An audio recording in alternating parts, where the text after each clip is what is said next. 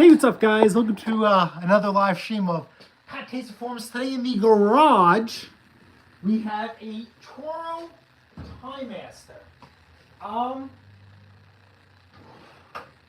not gonna lie, I paid $700 for it. Not my best purchase, but I was supposed to get it cheaper, and I couldn't pick it up till after work. And as time goes on, this guy's getting messages left and right.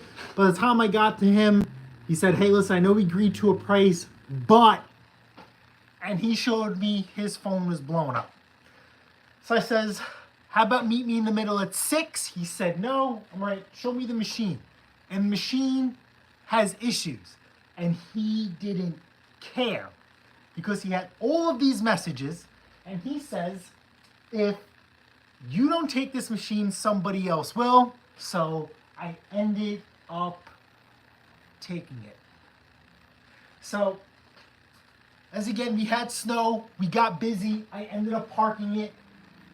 This is how I store lawnmowers outside, in the elements, in the off season. I basically take a garbage bag and I wrap it nice and tight, and I put a zip tie around it, and that's just supposed to keep the elements out of the way. My biggest fear is this: any machine has issues or has no issues. I take it out of long-term storage and it's got issues, in the sense that water will work its way into places and then it will freeze and it'll cause things to break and crack. So we do not want that to happen at all. So let's unveil our latest. Oh, here. We could even, look, ice. So that could have been inside the lawnmower engine and caused some havoc. I don't know why this was on the muffler guard. All right, let's get close to this thing. I'm just gonna do a brief walk around, and then we'll try and start it briefly. See if this thing even runs. I never even drained the gas out of this. Honestly, it's a really, really, really clean machine. My concern or my thought process is it runs like crap because I bought it in the middle of the winter and the gas is in it from the previous season. So if you really want to nitpick it, this leg is bowed out. That's something that we could put right back in. Let's take a look at this air filter. It's gonna have to come off anyway, right? So let's take a look at it. This is the newer model. It is the 220cc. I mean, the air filter looks great. It really, really does. So I'm hoping we can just get away with a little bit of a service. We'll leave that loose. I have the model number and serial number on our board. Okay, so we got that there. Our bug. This is in there. I mean, people remove them. I'm just gonna leave it. I'm not gonna touch it. Back wheels, everything is good. This is the non-electric start. This is the bail brake, and we have the cable that's broken. That wasn't mentioned in his ad. But other than that, this mower is pretty much complete. So let's dive into this thing. And we'll get right in. So let's lock off this fuel cap, so in case no fuel comes out, and we'll give it a peek underneath. I'm gonna put you guys on the stand.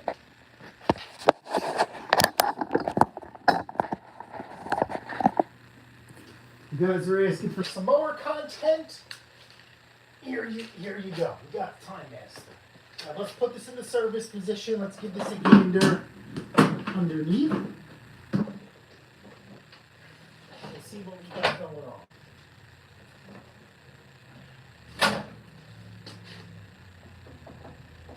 Yeah, this is just cattywomp this out. This is the first time I'm looking at it in daylight, so I'm just checking a few things. and I'll take you along with it too. I just need to get first look. All right, so Toro Timemaster, some common issues. These like to crack and break. Not a big deal, you could just weld them up, but they look pretty good.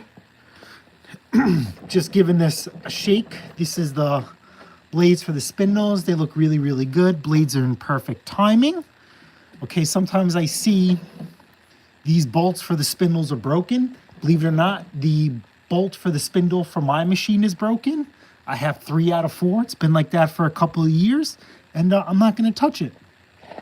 This is all in good shape. The bearing is still held in place. We've seen on other Timemasters that I've worked on that the bearing kind of comes apart, but it works. It's a pain in the ass job to do.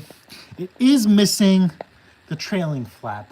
Not a big deal. So let's go over to the board, and I already made a list to just try and keep track of things and let you know what's going on. Excuse me. So right here we have our Toro Timemaster 220cc Briggs & Stratton engine, model number 21199, serial numbers 407 363 517. Ask me if I know what any of that stuff is. I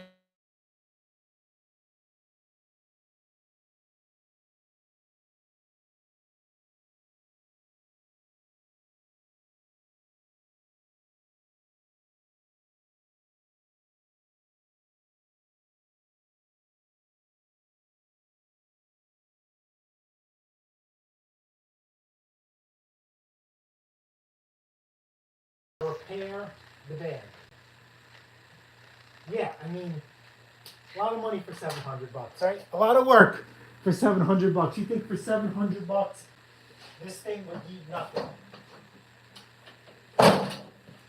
So we'll get into, we'll start diving into this machine. We're probably going to do some extra steps while we're in there. And we're probably going to start first. We're going to do the belt cover, pop the belt cover off, take the carburetor off, and give it a go. But let's see if this thing even still runs after all this time. I would have to say, maybe it sat for a month. And this has the crappy fuel tank design. You know, in my other videos, we kind of rectified that fuel tank design. But let's give this thing a pump, and let's see what we got.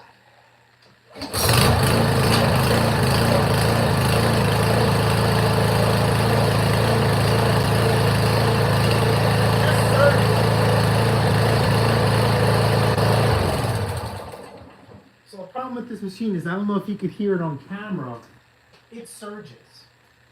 And it's not supposed to surge. It's supposed to run nice and smooth, like a sewing machine. So let's undo this air filter cover. We'll get this off. We'll put that aside, and then we will pop off the belt cover. Alrighty. Now the belt cover is a series of bolts. We have 1, 2, 3, and in the back corner is number 4. It should be 3/8 or 10 millimeter.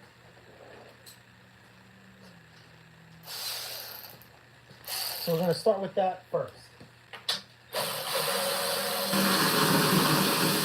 It also gives us more room to work because we have to change. While we're in here doing the carburetor, part of the service is a new fuel filter.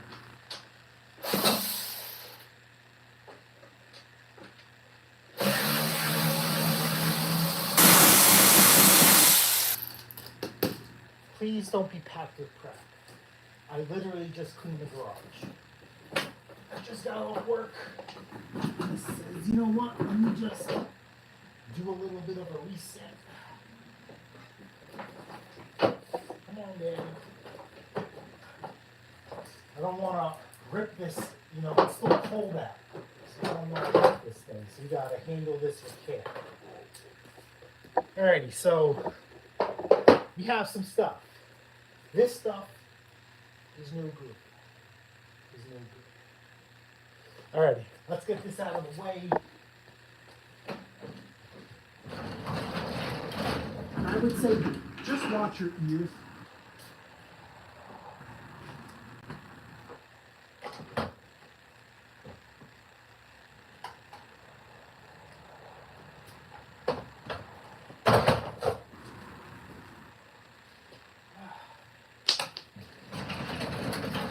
Vacuum out, and we'll vacuum this stuff out.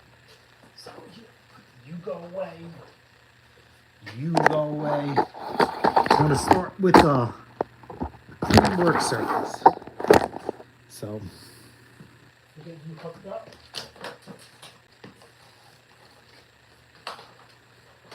All right, this is going to be your, if you're wearing headphones, you have been warned.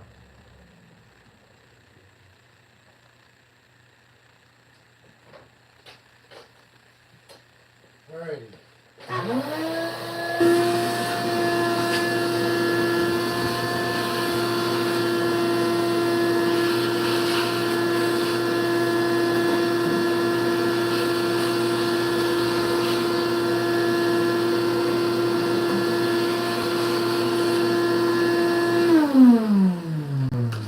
Alrighty, next step is we're going to give it a quick blow job and we're going to blow and suck at the same time.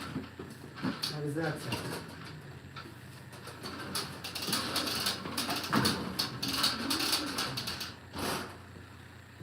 Alright, headphone warning again. Let's cover the air intake.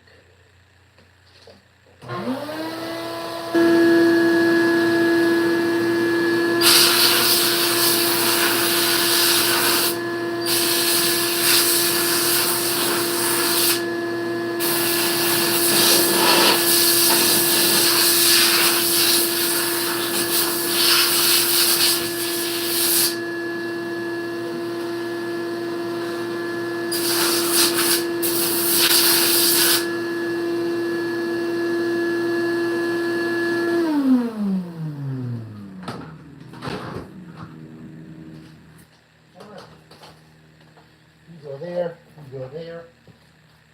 So let's take another peek at this machine. Everything is nice and clean. We'll zoom right in and we'll just take a look at what we got. Alrighty, so these are very problematic. These are your idlers. Pretty good.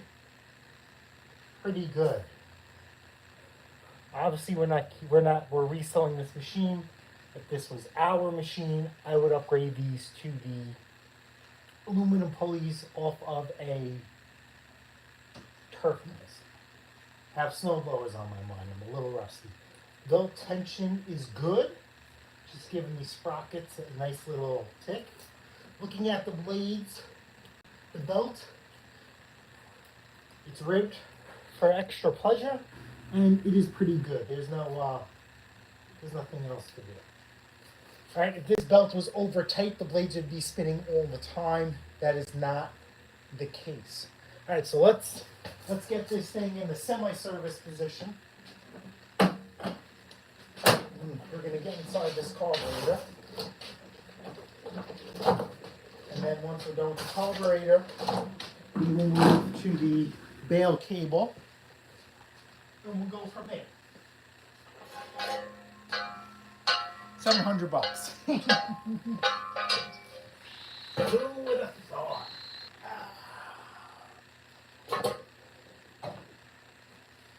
All right. Let's get in here.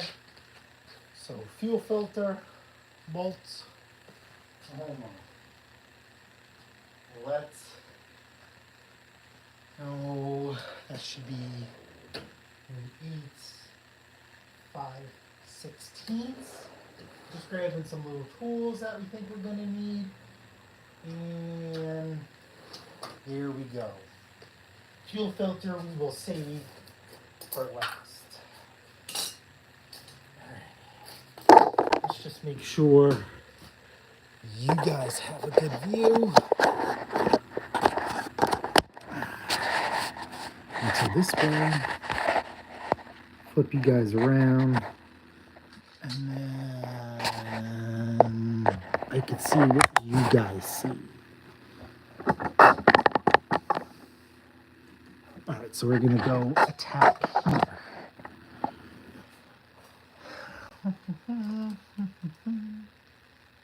All right, let's start with this cover first.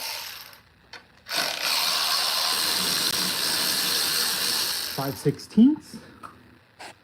We'll put that in our como se llama. And then next we have these two bigger bolts right here on the side. Those should be 3/8 or not. Are these 10mm?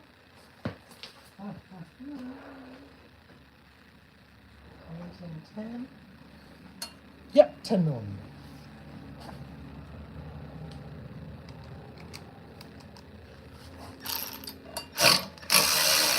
Ooh, gotta be careful. These whole things, these are the valve cover bolts. They're all coming out, so now we're just gonna go little by little. You don't want to bend this bracket. So that means whoever assembled this from the factory will sink it. It's really not a big deal.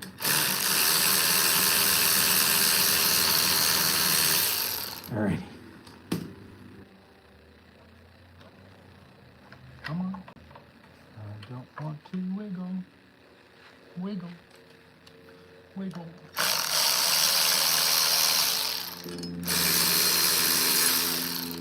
All right. So this is the issue here. No big deal. We'll get these off and we'll put these back in. Let me go grab my Suffolk County speed wrench. And we'll start the dance. Well, that's it. Not a big deal. The only reason why I want to put these back in right away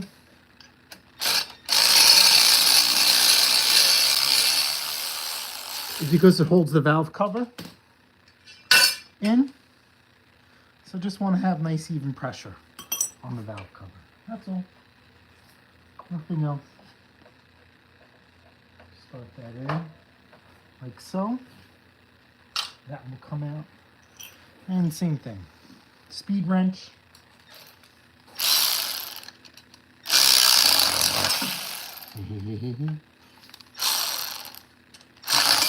My fault I'm using such a long extension. Alrighty. So that'll go there. Put that aside. And then we could just put this back in.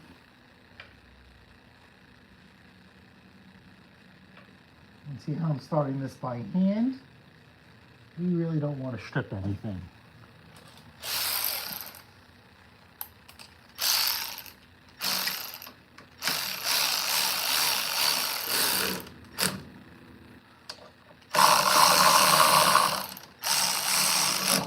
I see how I'm just running it down. I want to tighten it by hand. That's it. You won't over tighten it. You don't want to strip anything. That's it. Boom. Done. Nice and tight. Now we're going to start working on the carburetor. Right, you guys see that? Yep. Is this in the zoom mode? Can we zoom in this camera? Yep. Okay, so this camera angle we can zoom. So now we're going to attack the housing.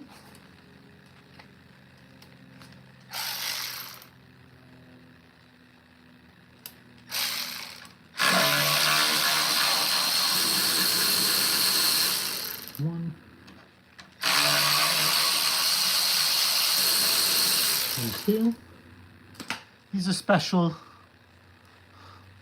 specialty bolts different than the rest. You can't mess it up. So there we go. We have our carburetor here. This is our wire for our kill switch. We don't have to disconnect it. We could just kind of push it to the side. Let's unbolt this fuel filter. This has to be replaced, so we'll go there. And hold on. I want to jab an extension in there once we pop it out.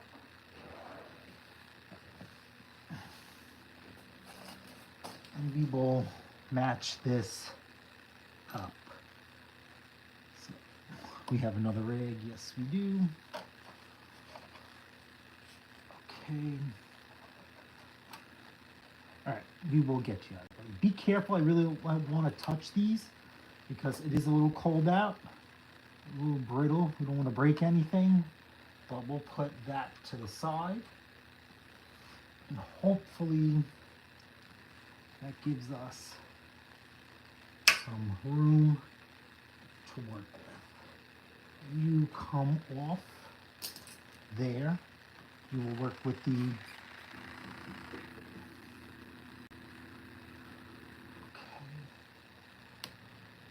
okay. We're gonna let's pop these off anyway. 1, 2. We have that. Yep.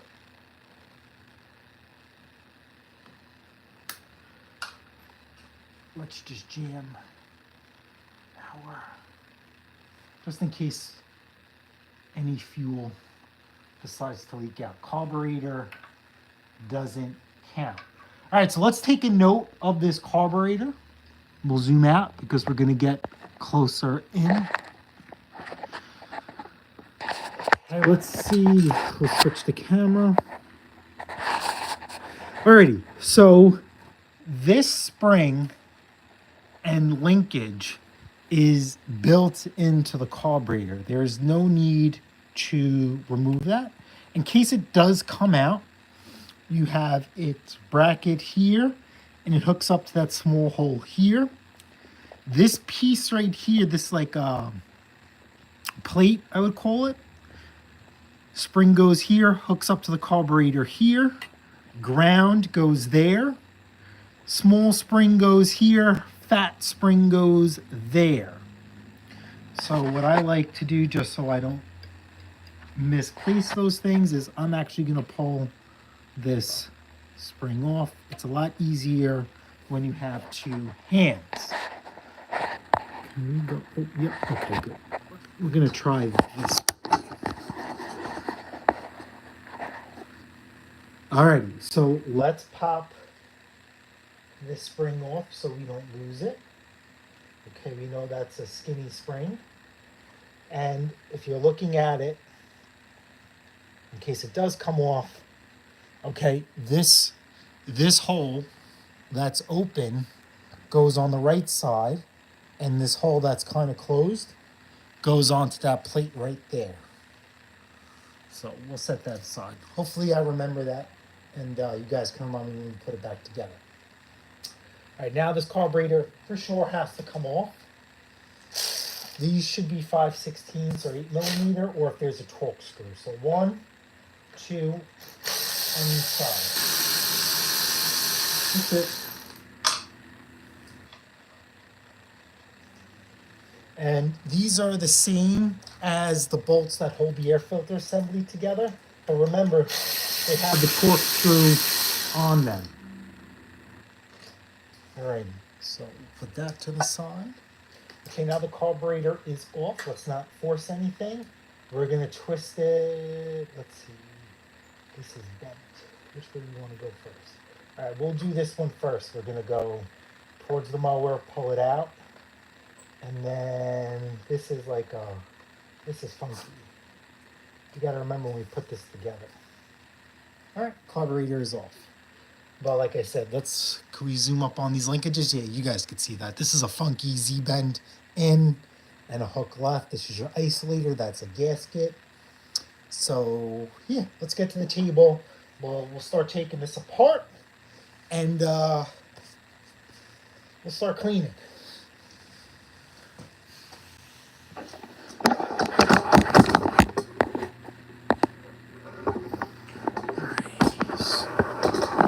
And then we'll just run to the comments real quick. Whoa, whoa, whoa, whoa, wah, wah, wee, wah. All right. Carburetor.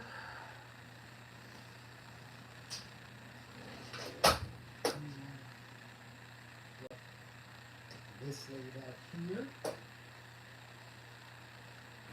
That will be good.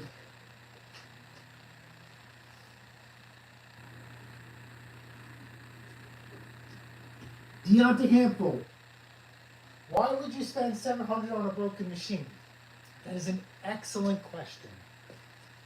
I make bad decisions. I'm not saying this is one of them, but here's the deal. I resell these Toro Timemasters for at least $1,000 or more. The most I've ever sold the Toro Timemaster for was for $1,200. So to spend $7 and make $5, in my opinion, is it terrible? I mean, it's not a great return, but you're in for a pretty nice payday. Toro Timemasters, where we live, have an excellent reputation, and if I didn't buy it, somebody else was going to. So yeah, that's what it really comes down to. This is for resale. Even if this was to keep, I still think it's a good deal. I agreed to purchase this machine for $500. The issue is, I have a job. And as machines like this or good, decent deals sit on Marketplace, other people are going to message the guy. And this guy could have sold it out from underneath me. He didn't. And then he had 3 messages that he showed me that do not take less than full asking price. They will pay it. So if I didn't buy it, somebody else would. So that's where we're at. Again, not my greatest purchase to sit there and say, oh, hey guys, home run, but we're here. So carburetor, Celsius, we're gonna grab some tools, and we'll go from there. Alrighty, so let's get some torch tip cleaners. Let's get, I think, yeah, we have some lube sitting on the toolbox. So we'll crack this open. We'll start with the skinny one first. And then we're gonna get some lube. And I think that should be 12 millimeter or 12 inch. So let's just double check. Yep. Good. We got everything we need. Blow job is sitting over there, that's fine. Let's get into this carburetor.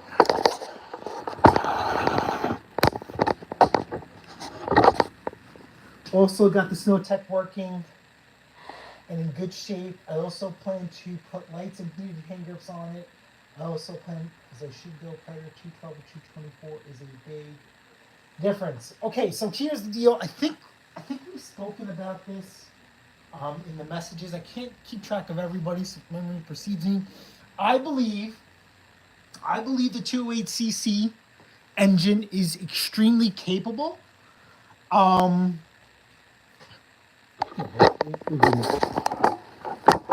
believe that the 208cc engine is extremely capable.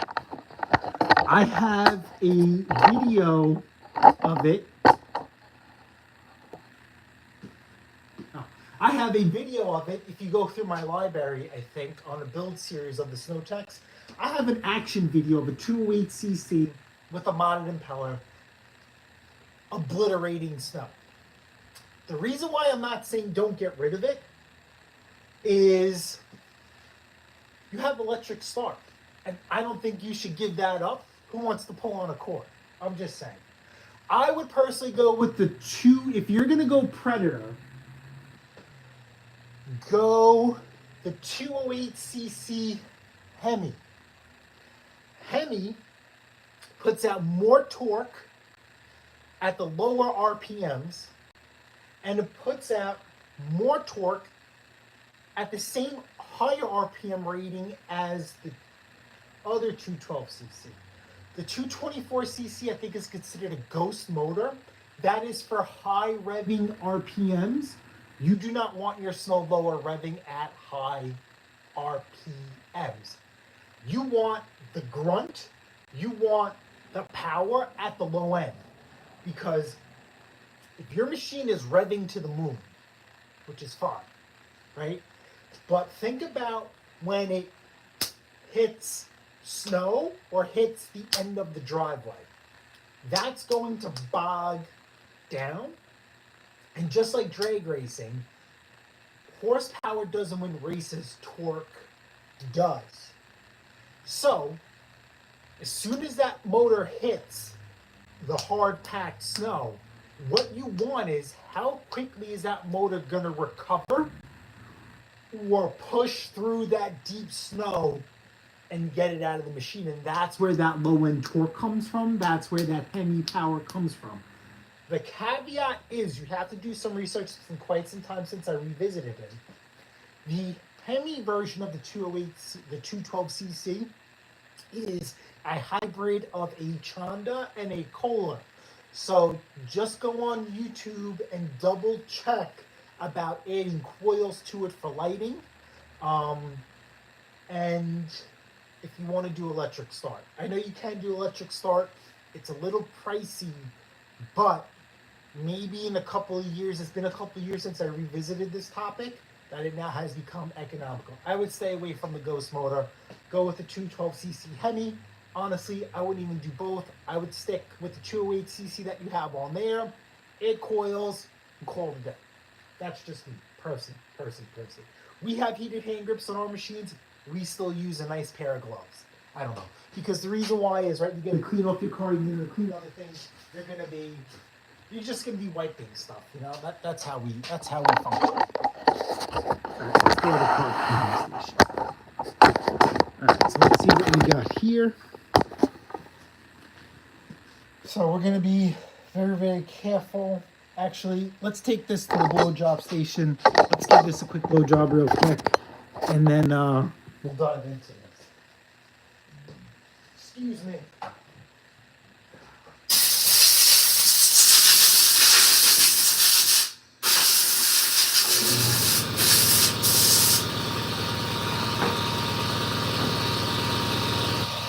Hey Google, shut off compressor. Hey Google, shut off compressor. Turning off 2 switches. All right, there we go. All right. Back to the car cleaning station. Oh, yours is broken? Okay. All right, if you know it's broken, then swap it out. Swap it out. 212cc for sure. How about this? I dare you to throw a 420 on there. And then you build yourself a platinum SHO Snow Tech. And you'll laugh at snow. That's what I would do if I were you. You're gonna need new pulleys and longer belts. It's really not a big deal. But the 212cc would be bolt on. And if you really want to do electric start, go online, don't go to Harbor Freight, and look for ones that have electric start built into it already. Come on. There we go, twist that out. All right, so see here, we have some crud. So we know we're on the right track as far as this thing surging. So put that there, put that to the side. And even though there's a little crud in the bowl, it's pretty clean underneath here. So pull that out, pull a pin, pull a float. This is your needle and seat. Seat looks really good. It's not swollen on the needle. Pretty clean. I just think this thing just sucked up some debris. Some debris. So we'll just take a torch tip cleaner. I'm just gonna run it. I'm gonna power right through this thing. That's going to be pretty good. I felt a little bit of resistance going in here, so there could have been something lodged into the jet. When we blow it out, we won't know. Just for good measure, each hole you see, we're going to run this down. No big deal. Make sure this passes through. Now this hole goes to the side. That's our fuel. Do a little tiny hole here. And what about this side? Okay, so now let's open up this flap. Make sure there's a hole down there we're not missing, which we are. So inside this hole here, we'll run a torch tip cleaner, and we'll do one more time for good measure. Yep, all the way through, all the way through. And then this is our self primer. Let's see here. So we ran a torch tip cleaner down that hole down there, one down there. This is our primer. This is where the main feed goes, and this is our jet. So let's get some lube in there. Technically, we could get away with using brake clean because it's a needle and seat, but we're good. We don't have to go so aggressive. So let's go here. We should see spraying out. See, yep, good, not blocked. We can't see it, but I will go this way.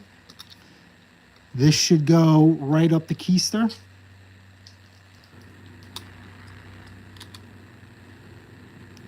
Okay, then we have our little holes here. Good. Open this up. And we'll go right to that hole there. Okay. And as you guys see, we have a little seepage from that hole, so we know that is good to go.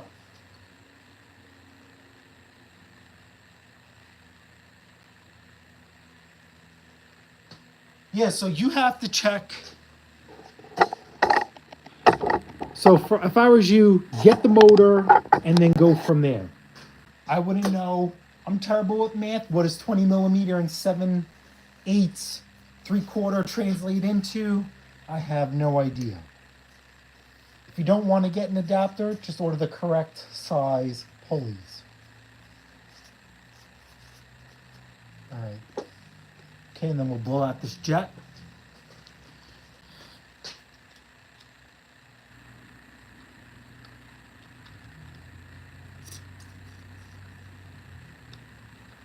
I'm cold today.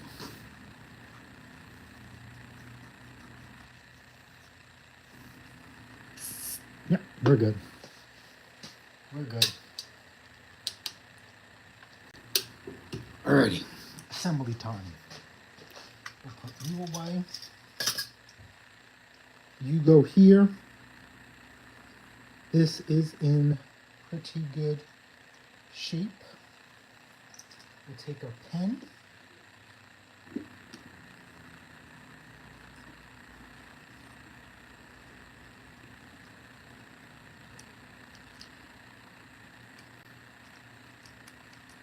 Inside there we go. Let's clean off some schmutz on the float.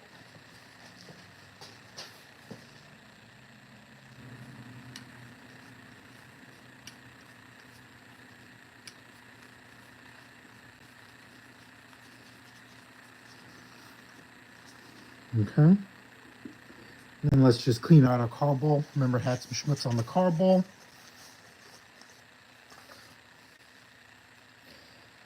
Okay. We'll put that there. That there. This can only, it can go any which way you want. See that? There's no fixed position. So go any way you want. Don't matter. See, starting this by hand. Let's tighten it. And we're good to go. Let's just give this a quick wipe down.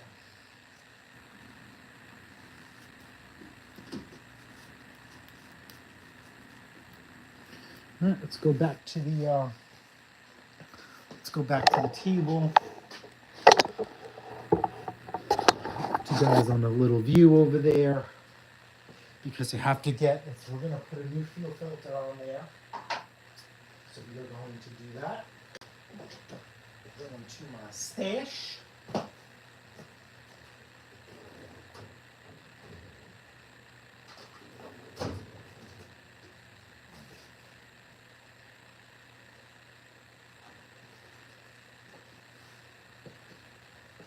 Let's see if this matches.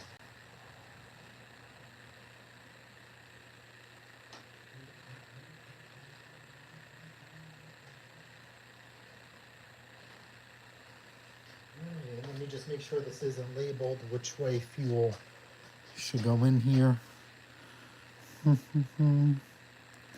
you see an arrow? Does that mean that's an arrow? Oh, there's the arrow. Oops. Oops. Can you see the arrow?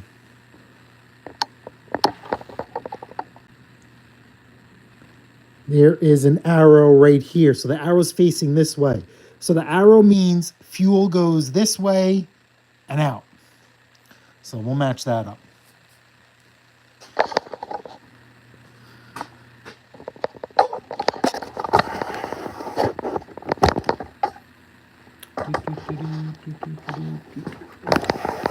Okay. All right, now that we have all of this off, might as well pop in this filter. So remember, fuel goes that way. Let's do it. Oh, come on. Hope I don't knock you guys out. Hey. It's gonna be a piss off the missus. House smells like fuel. Uh-oh. Nope. Nope. That one's not gonna work. Okay.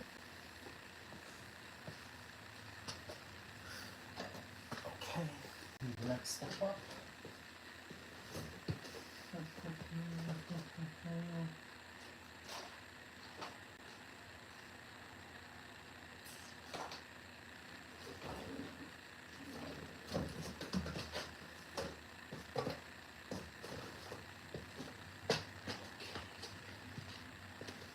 So, do this big boy right there. Let's clamp this in. Okay, and then we gotta remove this off our old one.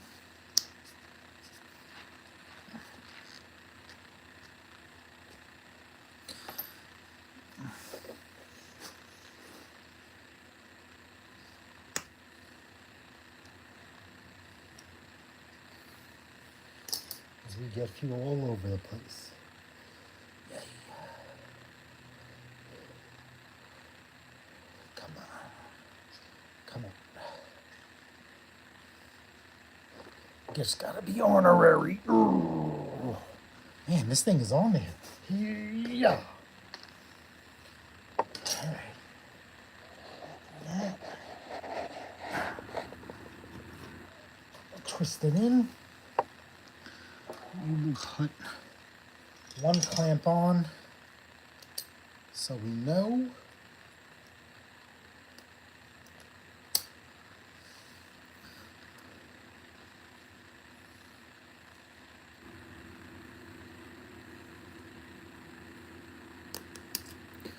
Why are you fighting me?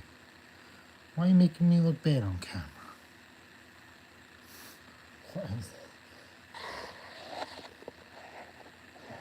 Let's just get it started. There we go. Okay. Boom. Right to the tip. Now we gotta put our carburetor on. So if memory serves me correct, we did this one last. So this means it's gonna go first, right? We're doing the opposite. And then That goes in there. Yes, our plate. And then our bolts. So what I just like to do, you don't have to do it, but you know what time it is. It's anti-seize time. I just have to do it. We're going into aluminum, and I just have to do it. I just have to do it. Sorry, kids.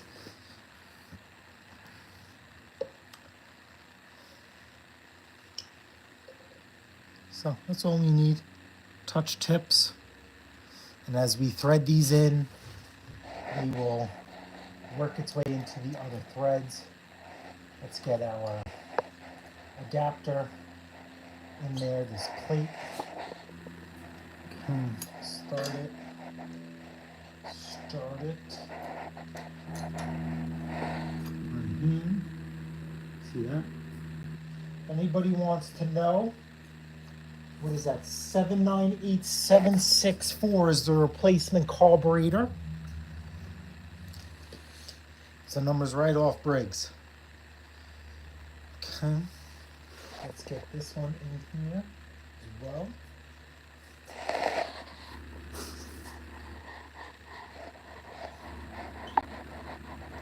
You see? Just nice and easy by hand.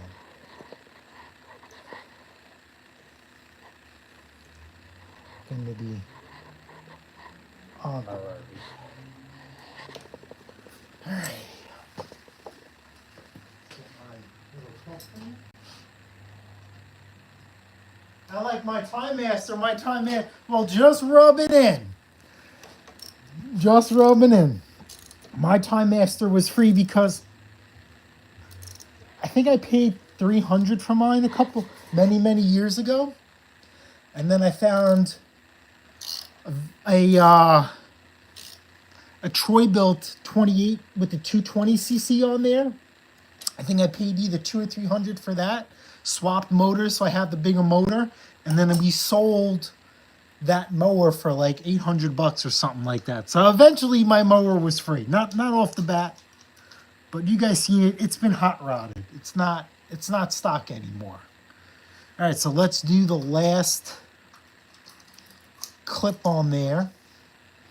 You guys got me excited. Let me just make sure this is nice and tight. Click and click. Yep, good to go. All right, this we can put anytime we want. Let's get that. Let's get that. Let's get that. Let's get our fuel line in.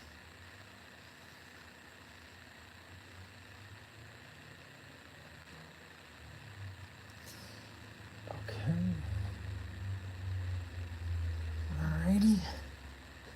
And it's gonna just push itself in. Like so. And then we'll get you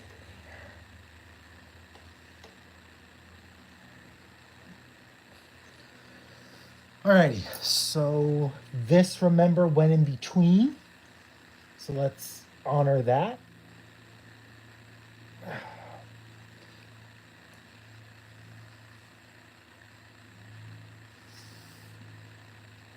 Okay, make sure it's a good connection.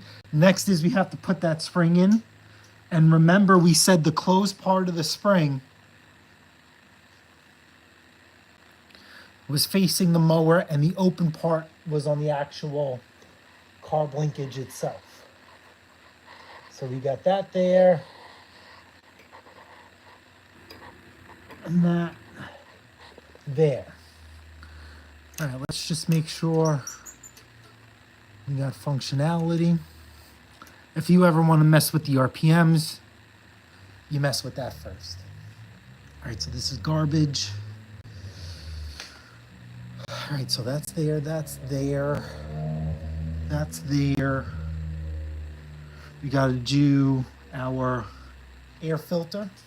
And remember, this is our crankcase vent that goes there. So just be mindful of when you put that in. You will worry about that once it's fully assembled. Okay, then we have these big bolts in here.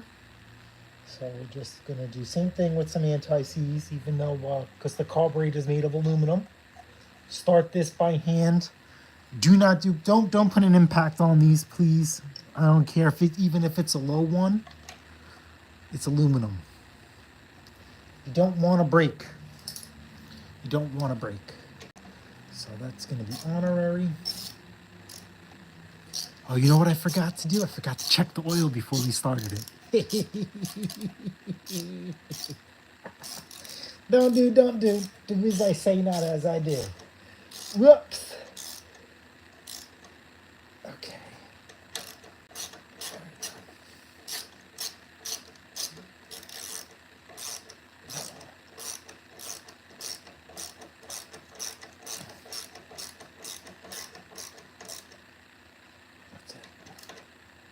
That's it. Okay.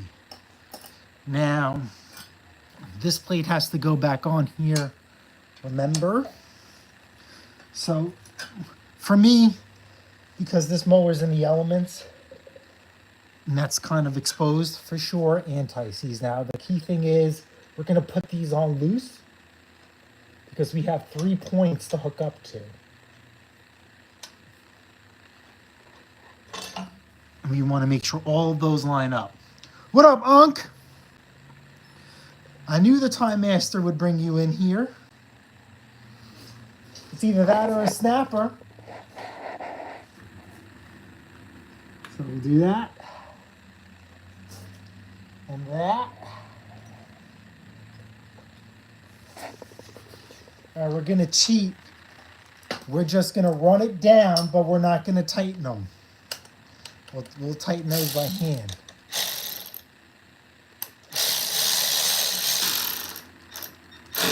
Just kissed. And the same thing here. We're just going to kiss.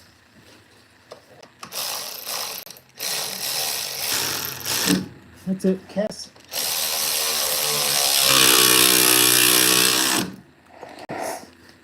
Now, those bolts have blue Loctite on it, so that's why it was making that little sound. That's nothing. That's it. Quarter turn, and we're good to go.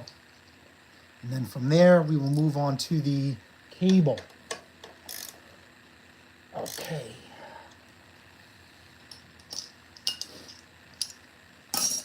All right, so let's reposition. We'll go into the cable.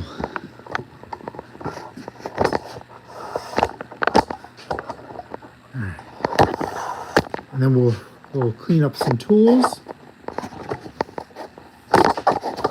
Let's see what we got. I'll take a beverage break. You guys are chatting in the comments. Let me see what you guys got going on.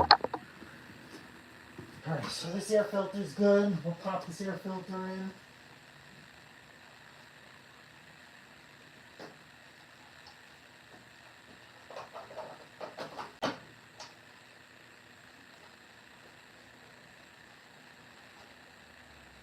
All right, cleanup time. Suffolk County speed wrench. So I don't think we're going to need that. Let's put that away. Speed wrench. You know what? We'll put this away too. We'll cut zip ties with our professional fancy one. We've got some post cleanup tires. One of those. Got that. The extension. Hoping I need that. Yeah, we'll keep the short. We'll keep the 7. I think that's a 8 or 10. So we'll do 1, 2, 3. Ratchet. Garbage. You go there. Red, garbage, anti-seize for sure, and the reposition for the camera.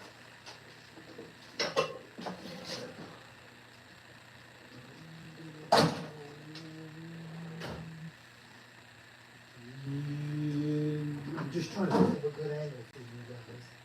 Because the cable's mounted here, and it J-hooks around. So, camera angle, camera angle. Camera angle, do we... just tackle it head on. Yeah, I think, yeah, you know, we'll tackle this head on. We will tackle this head on. We got the lights, and we'll call it. So I just want to say thank you guys for coming today. I'm going to be very, very transparent. I'm in a very, very bad mood.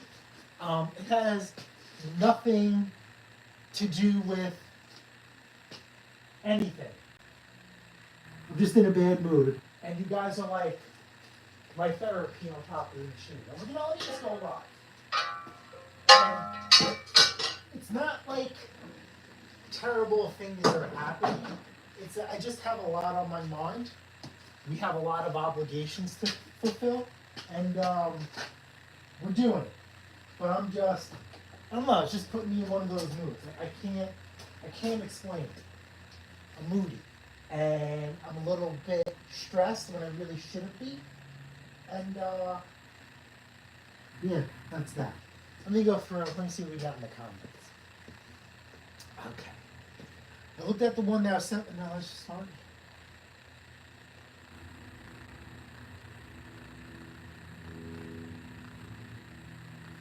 I don't. Just double check. Go on YouTube. Double check that there should be spots for a coil. There should be. There should be, but I could be very, very, very wrong. Just double check that. Hello from Dublin, Mr. Hanlon. Hello. Jason, I brought me in two. Jason, those are cool mowers. They sound cool too. Yes. Listen, there is nothing, no better cut lawnmower than a Toro Timemaster. We've gone over this many, many years ago. I ordered about 15 lawnmowers. Toro Timemaster blew them out of the water. It beat Honda. It beat a couple of variations of Honda. Husqvarna, Toro, the smaller version, Craftsman, and MTD.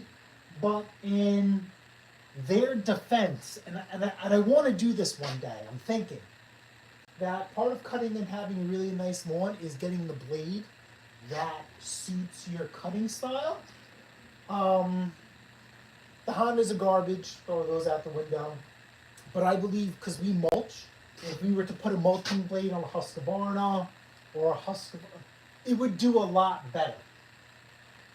But this is where it's at for us. We have a lot of videos on this. Okay. I wish I had a floor to walk around on. All right, listen. Take a little bit. Shop was a little messy. Garage was a little messy.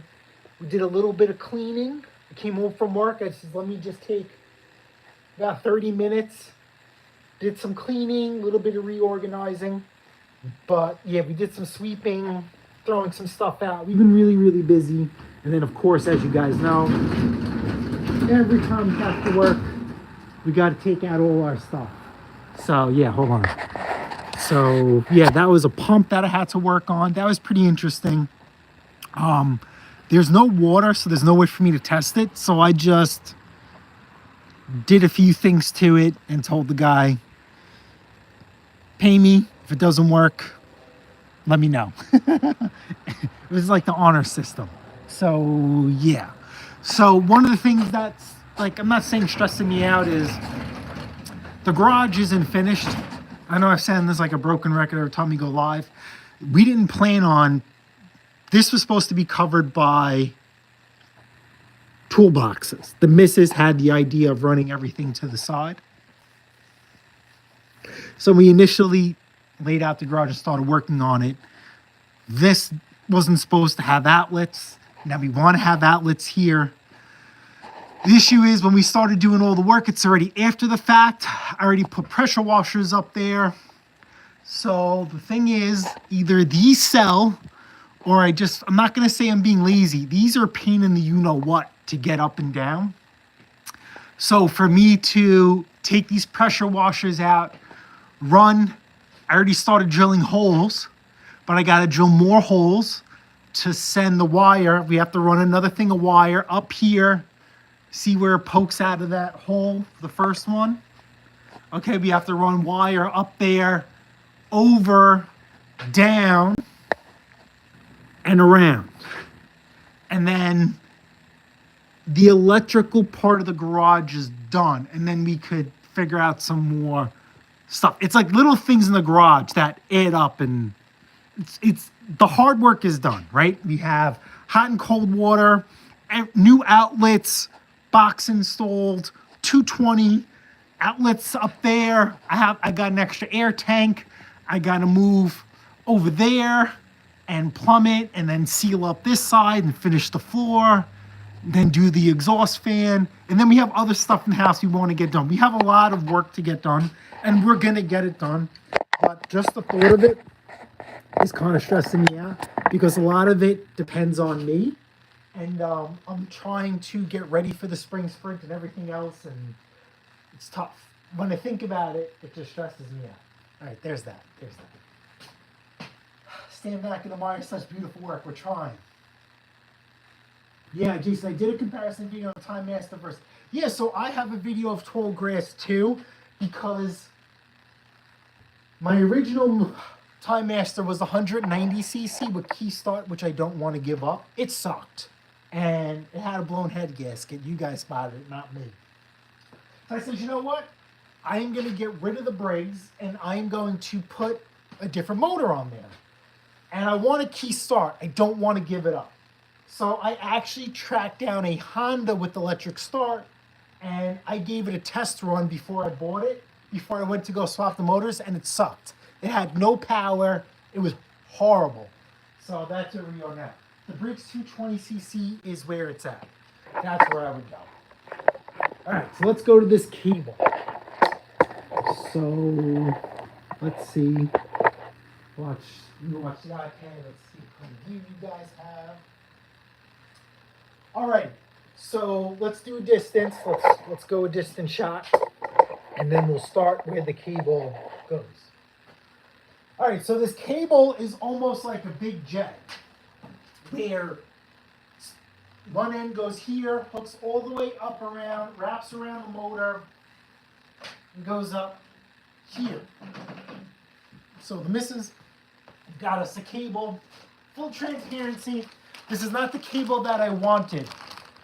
There is another cable that's considered upgraded. And I know, even though I'm flipping it, I should get the cheapest cable out there. I want to do the right thing. There is a cable that they make that has a metal sleeve that stops this from breaking. Out of stock. It is not a Toro cable. It is an aftermarket cable. Can you believe an aftermarket cable is better than the one from the factory? Believe it. And I wish we had one that I could send out and get made, and then we could buy it in bulk and resell it, because these are really, really good cables. So as you guys can see, this is your top, this is the bottom. So let's just hang this here and wrap it around. And then we're gonna go to the skinny side there. Now this sucks. This is gonna be a pretty tense moment. Let me just get you guys on a different camera angle. And this here. Okay, we're gonna focus on this nut right there. This nut likes to break. We're hoping it doesn't break, because it's aluminum. All right, so 10 millimeter. So this is what, oh, no, that's loose. So let's try 3/8. See how it had a little play? Now we're gonna do 3/8, not so much. So what we're gonna do, right? Bolts, believe it or not, have memory. So what we're gonna do is, we're gonna tighten it just a little bit, contour, and then now we're gonna go backwards. See that? And now we're gonna tighten it one more time. And now we're gonna loosen it. Okay, there we go. So what we're talking about, the memory, is this bolt is locked in a certain place for God knows how long. When we tightened it, we broke the memory and renewed it. And then it broke the threads, and now we back it off so it should be nice and easy. Now you see how this is like effortless now? So that's what I like to do. If you have a bolt that's stubborn and that's been there for a while, you just need to I can't think of, it's not YouTube friendly and it's not kid friendly, but it's a certain type of hair. That's how much you need to move it. So I just like to take this bolt all the way out. That's it. You don't have to, but I did. Because when we put this bolt back in there, this thing is going to be covered in anti-seize. So the next guy that has to work on this can thank me later. Right, let's put that to the side. All right. Disaster avoided. Now we need to get this cable out, which you guys really can't see. This is a little bit pain.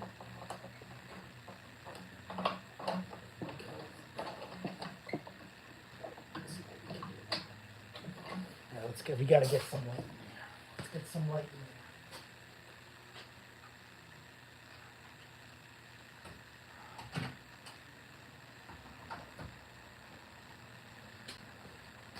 there. Okay. Alrighty, can you guys see? This is gonna suck to get on camera while I'm working on it. Oops. But do you see that hook?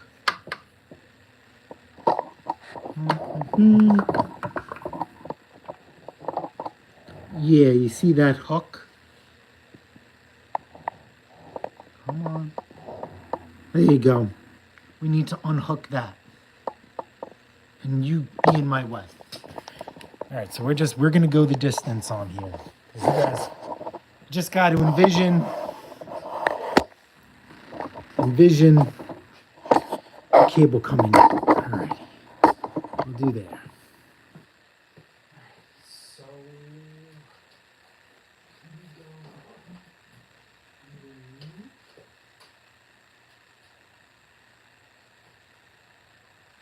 we give it the retry on. It's been a while. It's been a while.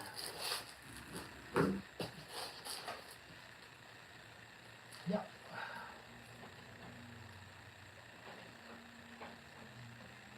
You know what? Let me show you. Oh, now you have a better idea. Give it the good old reach around. And now you guys can see. I'll show you guys the reach around, and then we'll put you back on the stand. All right. So that cable goes right in there. That's your transmission cable right there. But that's our cable that we need to. Oh, wow. Oh, I can't jiggle it. But that's the cable we need to get out. That one right there. So unhook it, and then we'll run the new one in.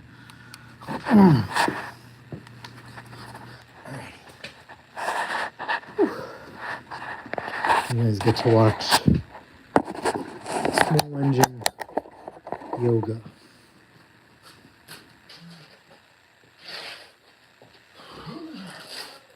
Look at my butt.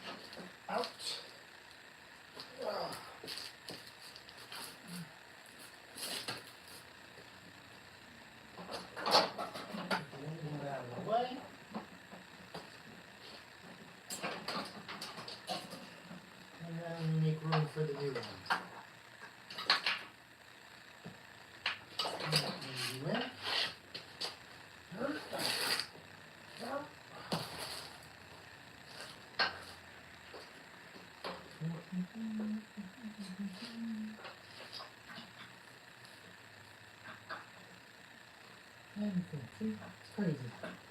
Easy and easy out. All right. Now let's get this going.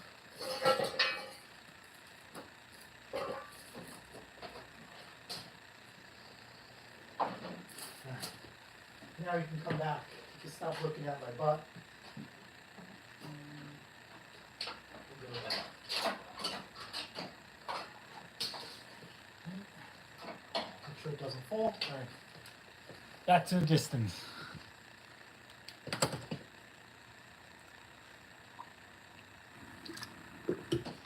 Little selfies. There you go. Alrighty. So what I like to do to set cable tension, let me get another mat for my knees. Excuse me. So I'm not in your way. Get nice and close. Yeah, I got 5 minutes from my apple strudel. Alright, so what I like to do is this cable is nice and tight already. So a little bit of tension.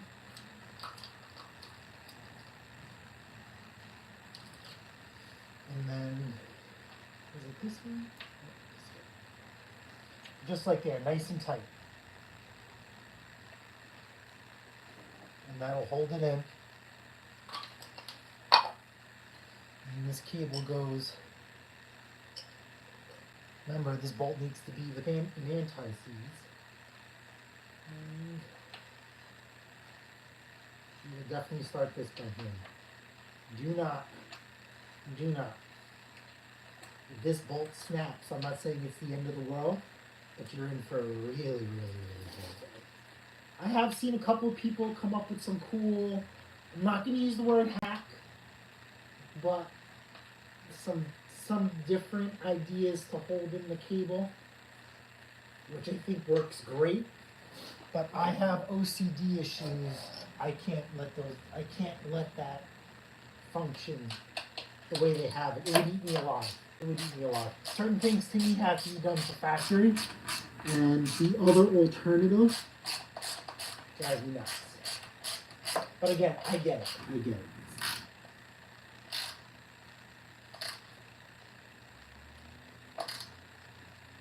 That's it. Nice and tight.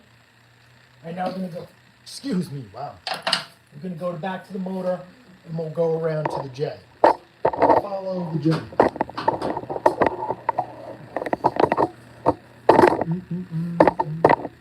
What do you guys see? Do you guys see it? Nope. Okay, there we go. So there's the other thing. Does that look familiar to you? It should. So let's pop that off. Put the cable on there.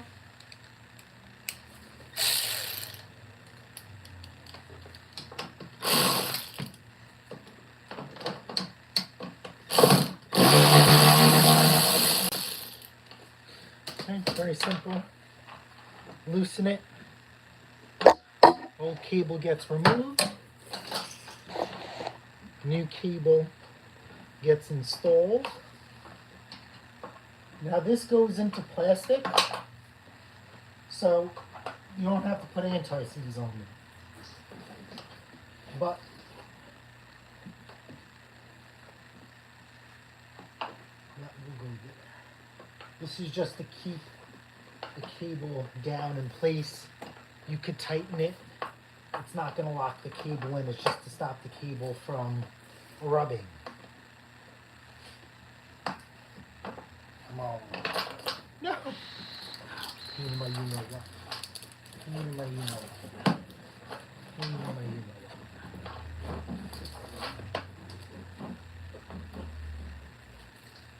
Uh-oh. Where'd that bolt go? Did I drop it? Yes, I did. There's a hole. There's a drain hole for rust. So it means for water, so it doesn't build up. It fell right through there. Alright, so let's try this again. Do I have to get my fancy sockets out that have a magnet on them?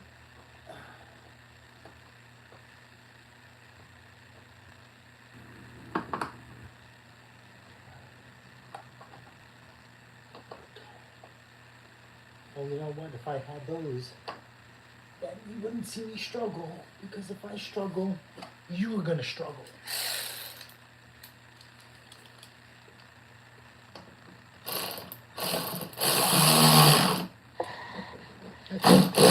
See how the cable moves back and forth?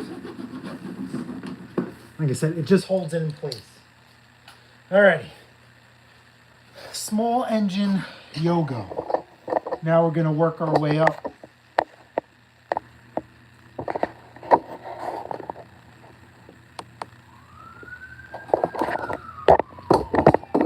Okay, hold on.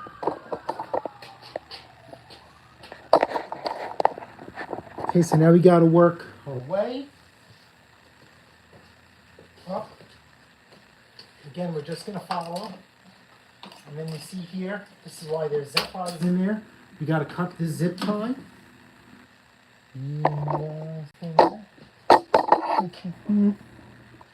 This zip tie has to be cut right there. All right, so let's get that out of the way. The cable came with zip ties, so it's not that. All right, so just make a note where that goes. And then this is the old cable. Okay, we're gonna zoom out. And it's gonna go through here. Now this just pulls out, splits in half. We'll just set that aside. Okay, and then we're gonna go up top here.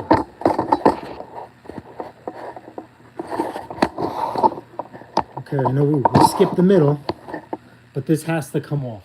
So this is, I'm not saying it's tricky, but does the new one come with the cap? Hold on. Before I get ahead of myself. Does the new one come with the cap? I'm going to show you guys how to save it. But, let's see. Going to get a little interior tool. And we're just going to rock this back and forth. See? It came right out. Where in your package, where could you be? So the new one, no, it didn't come with the cap, just came with zip ties. Alrighty. So this piece is already broken or missing. So all we have to do is just pop that out and slide that through there. Okay. Put that to the side. Our new cable.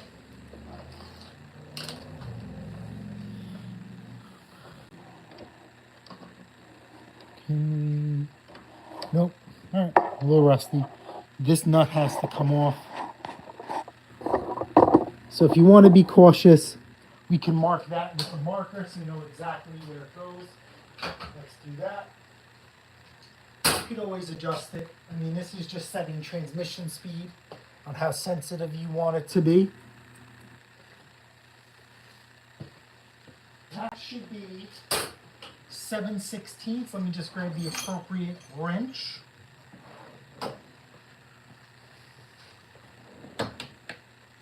We don't have any of them in the speed wrenches. 7/16. Right. Yep, okay. So 7/16.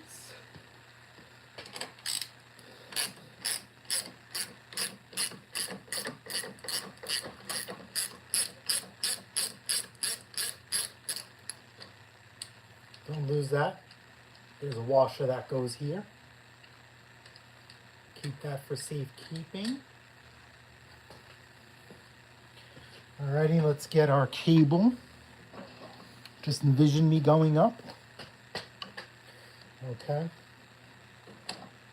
Slide it in through there. Okay. And then what we do is this, let's see, let's capture this on camera with this angle. And we will focus right there. Hopefully is a good view. This locks into place. So what you need to do is if this cable wasn't broken, let's just say this cable wasn't broken, you'd have to do this right here. Alrighty, so and then let's get you out of the way. You don't want to break anything. Okay. Clip. Okay, that goes there. Okay, and then see how we just need to make this a little bit tighter. Okay, see I made the cable too tight because I didn't put that in there. So let's revisit that. Let's lock this into place. Right? Don't forget our washer. Now for me, again, I just have to. Right? Just a little dab. Little dab. Little sprinkle of anti-seize on there.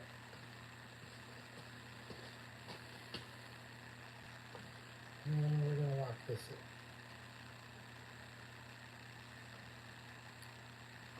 Okay. Let's get our speed wrench.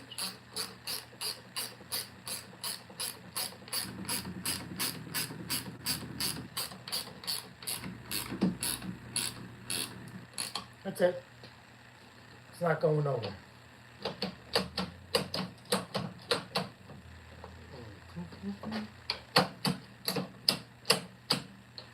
Oh, there we go. One-handed. Function good. All right, let's go back down. Let's do some lawnmower yoga. And now we got to free up that cable. Just a happy balance.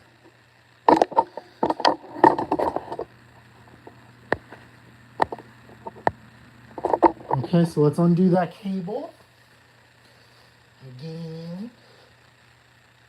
Now because we just have to loosen this. We don't have to completely remove the bolt. We just got to get this going.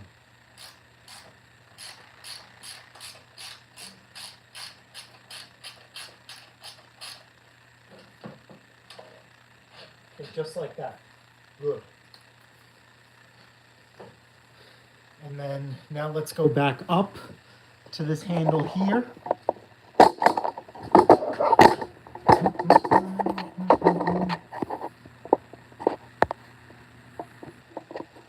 Okay, so this eye goes here.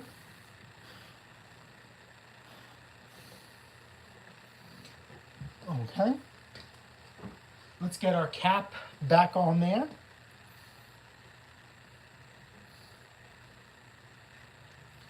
Okay, and then we got to get a socket that'll fit right over it.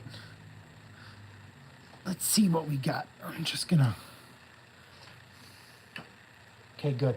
So this is a 9mm. 9 milli.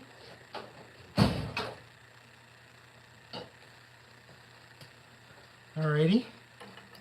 And then we're just gonna give it a hammer. Hold it from the back side. We just gotta hit this back in. Come on.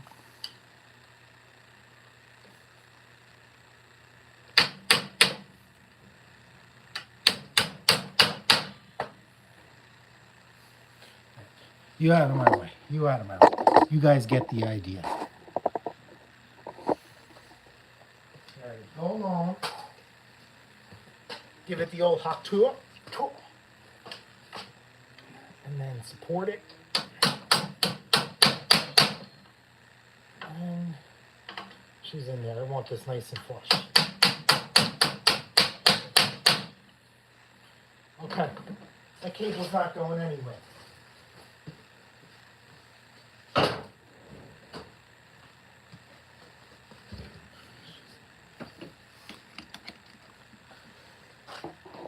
So let's leave that. Let's go back down.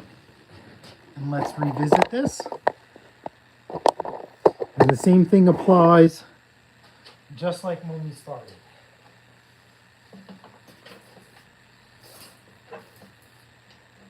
Actually, let's get a closer look. I'll show you guys how to do the eye adjustment.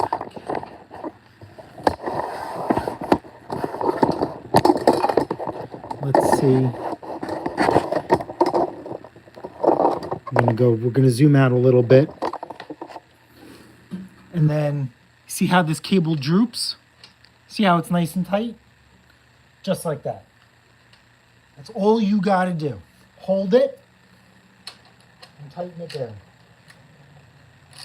A lot of guys with a Toro Timemaster brand new, after a few uses, the blades don't work, the cable needs an adjustment. That's it. Here we go. Now we're good to go. Now, watch this as I engage the blades. You're going to see the magic happen. And then we'll lock this into place. Nice and slow. You see that? That's really, really good. Again, nice and slow. Very good. You never want to rip these. When you engage your blades, don't just send it right off the bat. Alrighty? Good to go. Good to go. Alrighty, so now let's get in here and we're going to rechace this cable. Alrighty, so this is going to go here. Remember, we have this here, so we know, open this up, and it goes in the hole. Okay, then we have to replace that cable, that one zip tie. It came with 2 zip ties, but we only need 1. So we'll do here. Remember where that fancy zip tie went?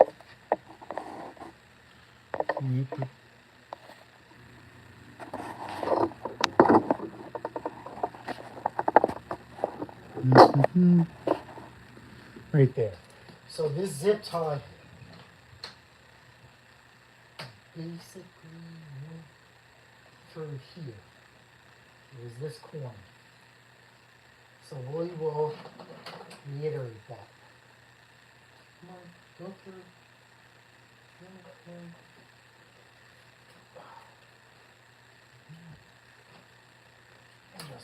Oh, that zip tie broke. And zip tie. That doesn't mean the cable is going to break. Okay. And that goes there.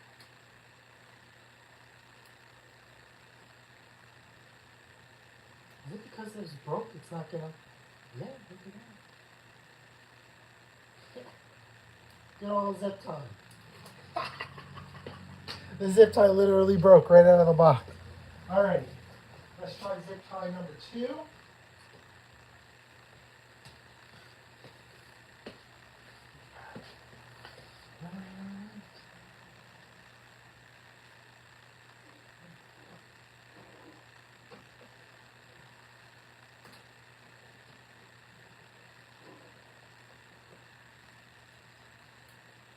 Dude, what the? Are these zip ties not working? Or am I doing this the wrong way?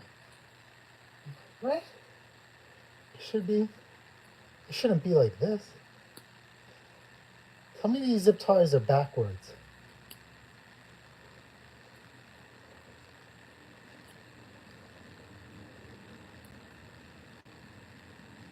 Yeah, look at that. These zip ties don't work. Alright, so the zip ties that come in this are garbage. Alright, let's get a good one. Let's get a good one.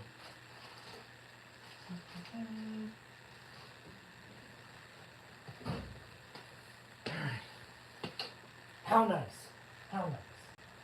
Good old Harbor Freight. Zip ties from Amazon, no good. Harbor Freight ones, good.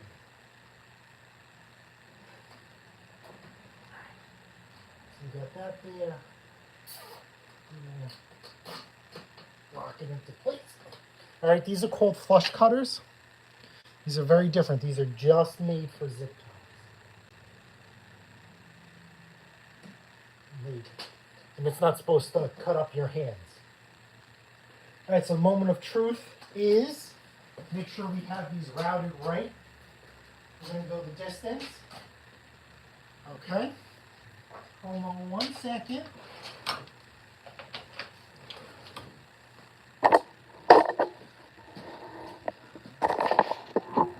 We'll go the distance. We'll do the functionality test is, all right, remember, these handles hold. We'll get you off the jack stand. Okay, because these handles hold, we need to make sure that the cables are not bound up when we fold the cables.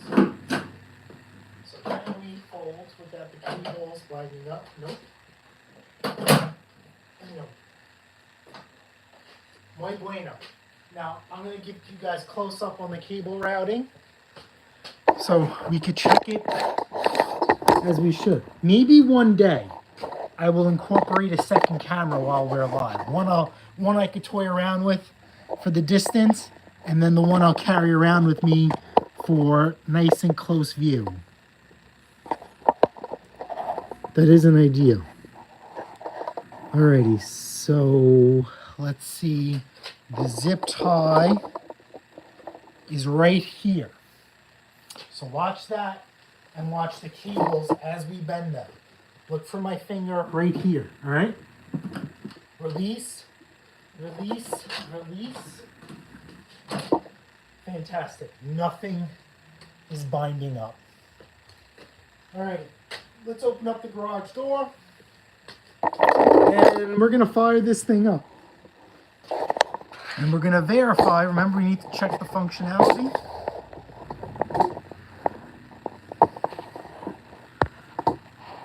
And then we're good to go.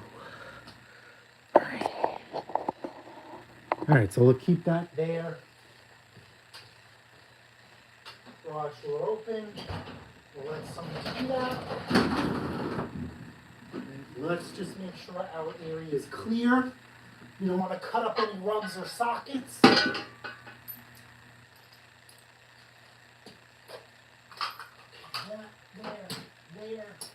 There. You out of the way. All right, so we're going to see if the surging goes away. Okay, and then we're going to check the blades to be engaged. Now, the blades, you're going to listen and hear, and then here, we'll zoom in on the belts. Okay? And once you start seeing this stuff spin, you know we're good. Oh wait, check the oil. Check the oil.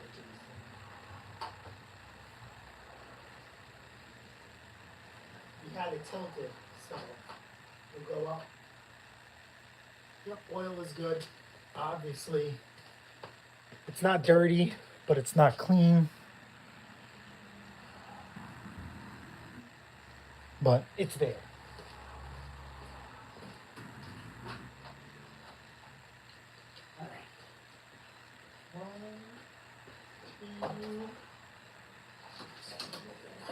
Ready? Fire ball.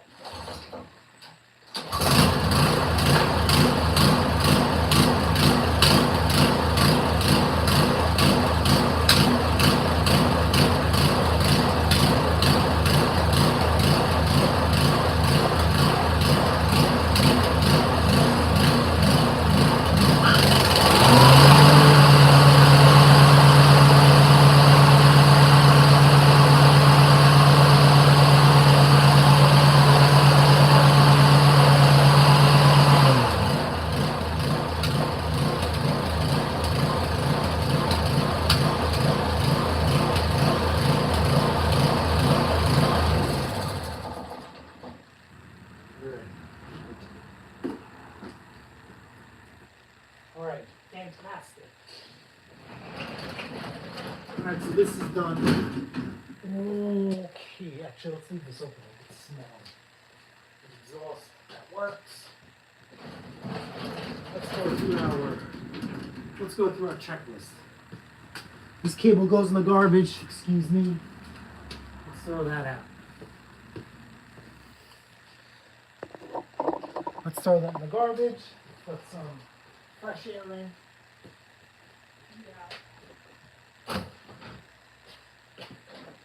Alright, so let's go back to our drawing board.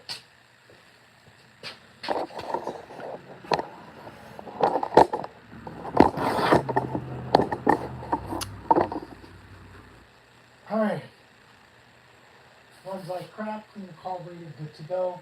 Broken bale cable, functionality, blue boiling filter. I'll do that off topic. We did the filter. You just gotta do oil and the blades. Repair bag. Gonna show you a little hidden talent I have. So let's talk about this bag.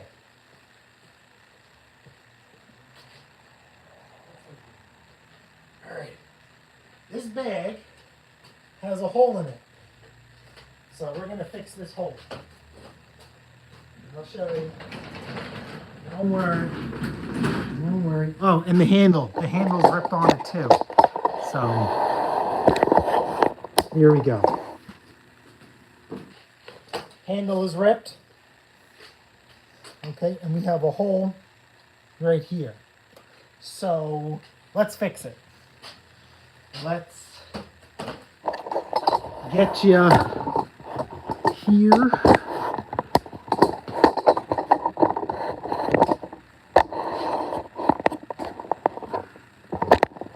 No, I just stepped on this.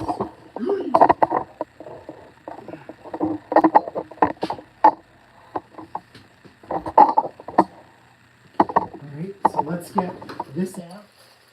You already know what's going to happen. Let's do that there. And you go there. And this is going to be tricky. How do we get... Make a mess.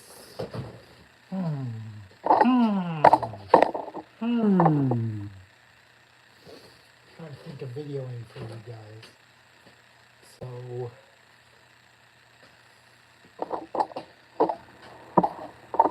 you guys could see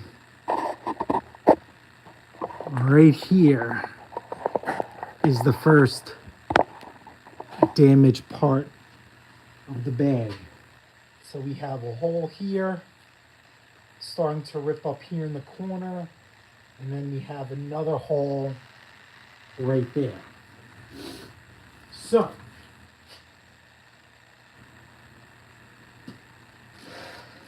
and remember home ec? We have some, this is actually nylon thread. Let's see, can you, this is almost like plastic. Very durable. And we have our needle. So let's do that. Let's get a needle out. Now because this is nylon thread, it's a little thick.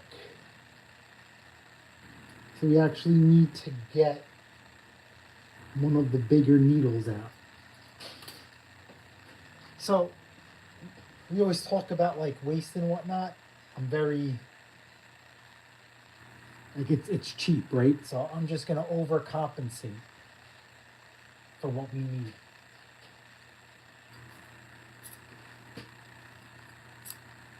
Put it right there.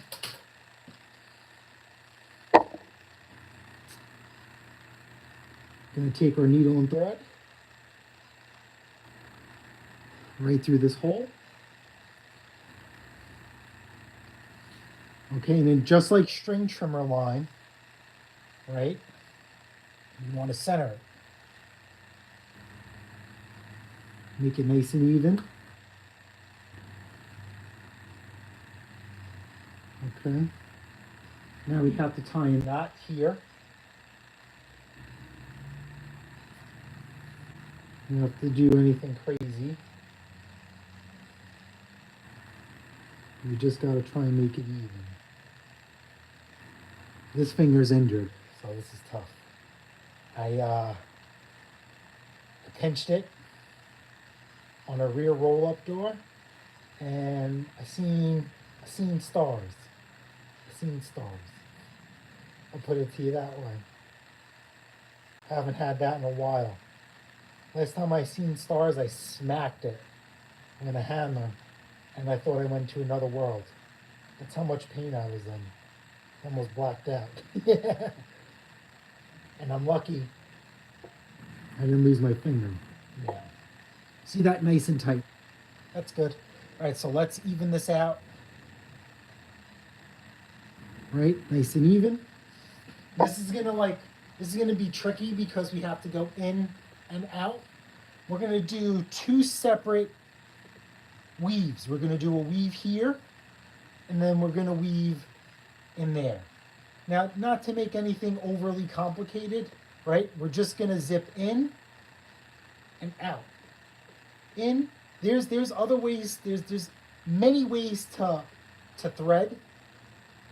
But get on YouTube, get lost. This is how I do it.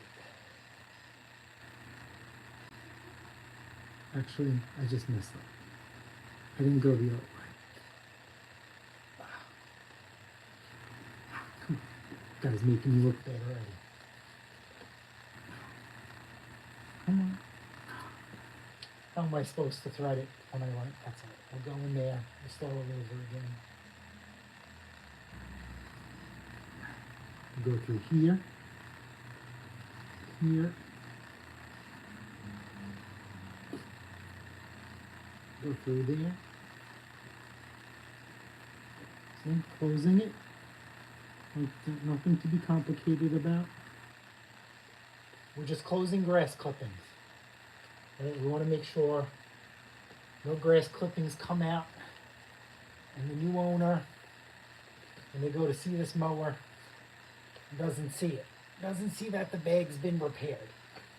All right. So sometimes I have a little trouble gripping it. So that's where I just get a set of pliers as far as like pulling it through. And there you go. Okay, done.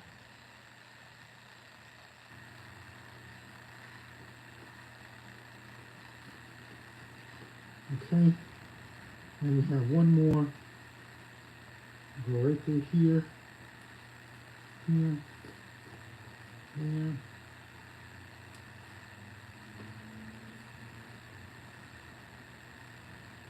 There.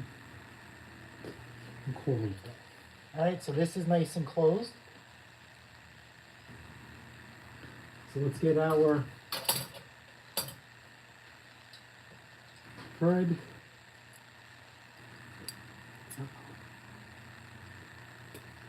We'll plop that up in there.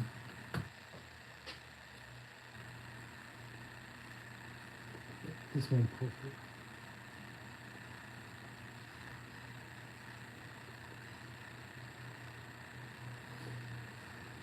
Alright, so now let's clip this.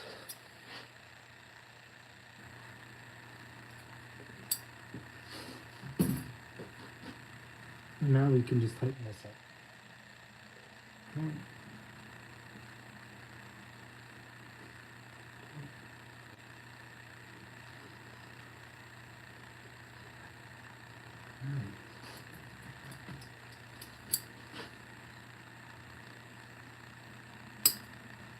That's done there. This is really crappy. I screwed up. Let's see. Can we fine thread this?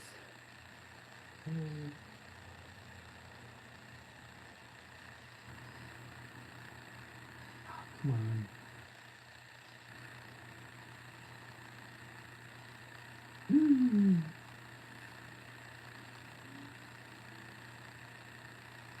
It's in case to have small hands.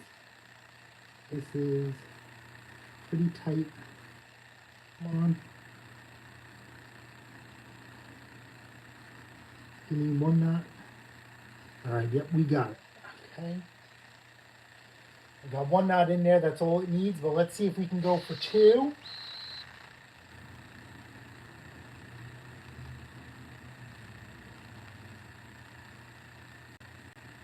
See, you guys are chatting, but I'm focused, man. We're sewing.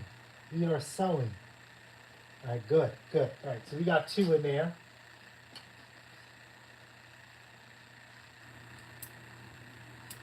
One, two.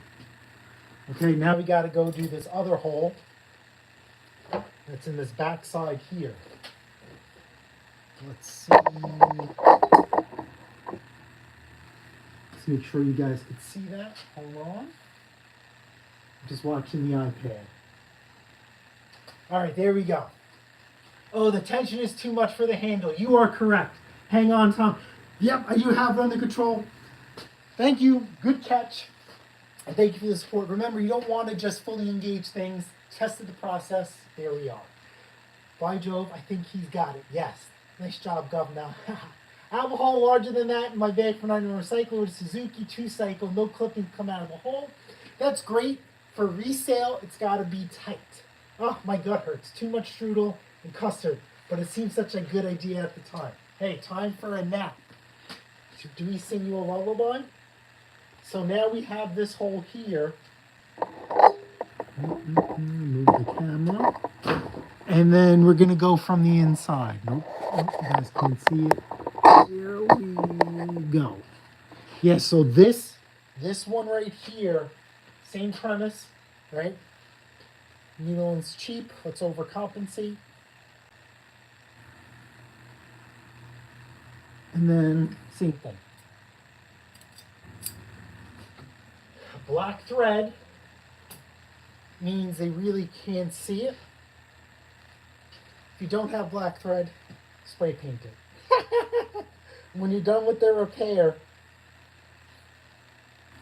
hit it with some paint. But I only keep black thread. I really should get some white thread for the white bags, but I haven't bothered. I haven't lost the sale yet because of it. So, but if you're anal, that'd be a good thing to do. So same thing. Let's tie these knots. And we're good to go. One.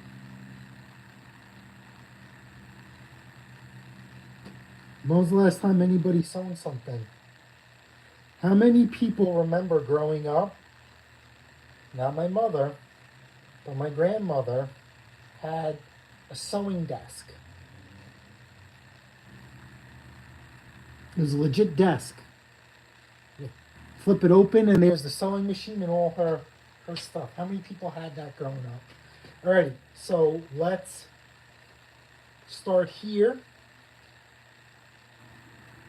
And what we're going to do is we're just going to pinch it from one side to the next. That's it. Put it through. Nice and tight. There we go. Basket weaving, baby.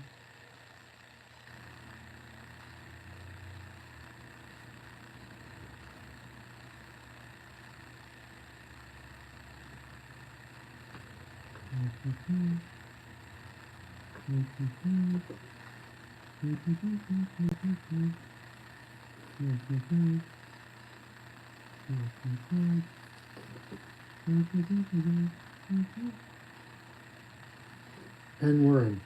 Why did I do that again? See, I'm rusty. I'm rusty from some. Snip it. I guess I didn't pull it tight enough. Now remember, we got to do the handle too. So like I said, see how it's so much extra?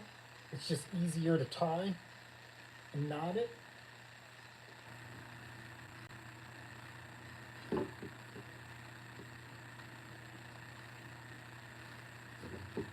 And we're good to go.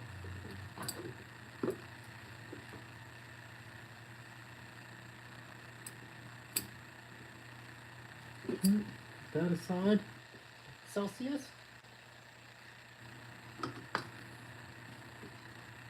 And then this sucks.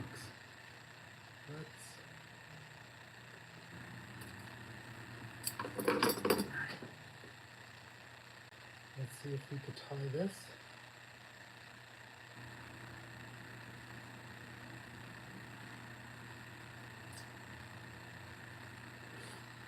So what did you sew in home ec class? I remember sewing a red crayon. I can't remember anything else, but I remember my project, my sewing project was a red crab because growing up, we did a lot of fishing with my grandfather and my uncle. And I remember a red crab. And that's why I picked it. Of all the things, I picked a crab.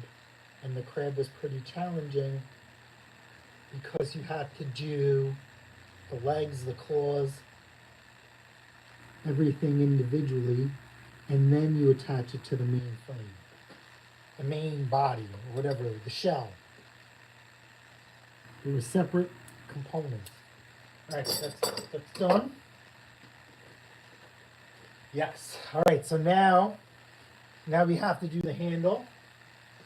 So let's zippity-doo-dah, zippity-day. All right, so the handle, let's visualize where this handle went. Let's see, can we tell where it went? So you see, it went right here. So let's keep up with that. And then let's make a note.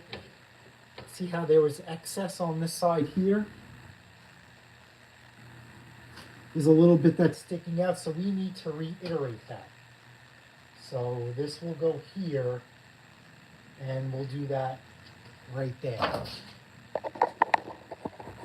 right. So again, let's get our thread out. Overcompensate.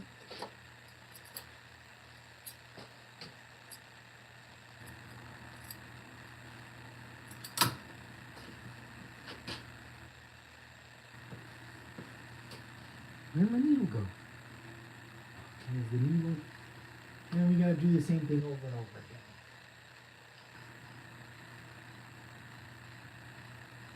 My grandma and my mom own a knitting supply store. That's awesome. Jason paid attention in home economics. Yes, I did. Actually, this is a middle school. Jacqueline's knitting supplies. So did I, Jamie. So, yeah, so that was in middle school. And we didn't cook either. Like we cooked, but we didn't cook. So it was home ec. We did sewing projects, and I swear on anything, I just remember the crab. I don't remember any other sewing projects. The other thing I remember making as well in home ec class was pizza. And I mean like not the pizza that we make home or the pizza that you buy at the pizzeria. I remember it basically being an English muffin. Jarred sauce and cheese. And then it just basically showed us how to assemble it and then cook it. And then after that, right, it showed us, we made pasta. How to boil water, salt the water so the pasta doesn't stick. Again, jarred sauce, and call it a day. That's all I really remember cooking. I don't remember us making anything extravagant. All right, so we're gonna follow these lines. Now this sucks because we have to do like the reach around. And then if you see, it's here, here, here, it's one hole here. We're gonna go in and out. So this is just gonna suck. We're gonna have to keep in line. So the first hole is very, very important. So we're hoping that we stabbed it through the right way. And then we're just gonna, pull it through. Nope, can't pull it through. So this is where the needle nose pliers come in handy.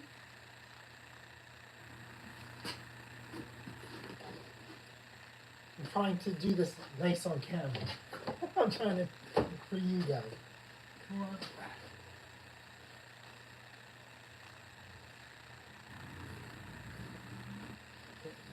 Okay, so we'll pull through. Now this, if I had short arms, Now we got to go back in the way we came out. So let's see this and then that way. Oh, we're gonna set up a distance. We're gonna go the distance on you. We can't do the zoom. We can't do the zoom on this. This is tricky because this is a big bag. Let's take this bag off. Yeah, let's do that. It's a big bag, so my arms really have trouble reaching. So I really wanted to keep the bag in place so we have like a good foundation where the bag is stretched. Let's bag out.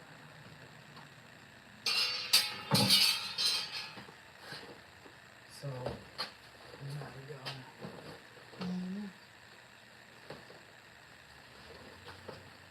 And this is literally by feel. This sucks. It sucks.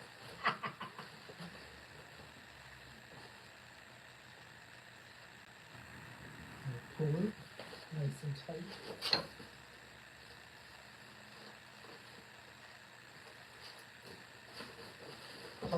Hug it, right? Who said this was easy? Who said this was easy? Okay. And then, oh. Here we go, first one in. Okay, now we see how, well, it's hard to see, but we're going on one side to the next. We're trying to mimic the way Toro had it done.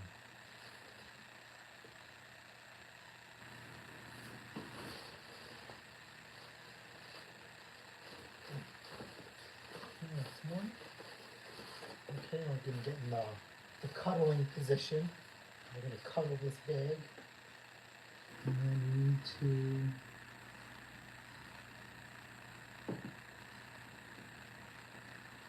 go here. Here. And we got, see how we just did a nice and grooving, nice and tight. Here. Remember, because it's threaded in two ways, we're just going to work our way down. See how we got our groove? So what do you guys remember sewing in home ec class? And what do you guys remember cooking in home ec class? And then let's move it further down. What does that translate in today? Do you sew today? Do you cook today? What do you sew? What do you cook? Now, my hidden talent of sewing obviously works here, but it also works at my job, my line of work. Now, it's considered a safety issue because it's like driver safety and driver safety because the driver needs to be comfortable in the truck that they operate because technically they spend a lot of time in there. And then also we can't have, the trucks looking a certain way, inside and outside, right? There has to be some pride. If there is a hole in your seat, we are supposed to replace it. Now the caveat is, if the driver put a hole in the seat on purpose via doing something he shouldn't be doing, like smoking, or we do it anyway, but they have to pay for it because burn holes don't get there out of nowhere.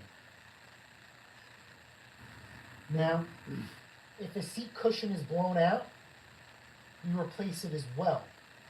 So what's very common is, we see these trucks when they come in for service, and some mechanics could care less, and some of them don't. I happen to be a stickler, I will just replace it, no problem. Now what happens is sometimes when I'm mobile in the field, I keep seat cushions. I will replace one seat, word gets around. Now everybody wants a brand new seat, even though sometimes it doesn't fit the criteria to replace the seat. If you are an a-hole to me, and I could sit there and deny replacing the seat. Like, hey, listen, there's nothing wrong with your seat. Seat's fine, cushion, nothing's poking you, nothing's gonna make you feel uncomfortable. Yes, it is a safety issue, but you gotta use some judgment, right? People, or guys, drivers, on purpose will rip their seat so they can get a brand new one. And guess what? I whip out the needle and thread, and I'll thread your seat back together. So there's that, pal. Situation avoided. So there we go. Handle. So that's how I repair. That's how my sewing capabilities kicks in at work. Don't be an idiot or rude to your mechanic. If you're a nice guy, I'll just replace the seat. If you're not a nice guy, you're getting the needle and thread. Unless there's cushion missing. But that I've done too. I've had a driver who really pissed me off. I cut the cushion out of a junk seat, packed it in his existing seat, and sewed it up. The guy didn't know what to say. And my battle buddy didn't know what to say either. Driver was amazed. I didn't know you do interior work. I don't. But I know how to make things work, and that's all that matters. I literally got my razor blade out. I cut cushion out, and I stuffed it. It's not like a memory foam, but it's like a yellow sponge. It's like that type of material. So I just cut it out, packed it in, made sure it was nice and flat. Okay, and sewed it up. Good as new.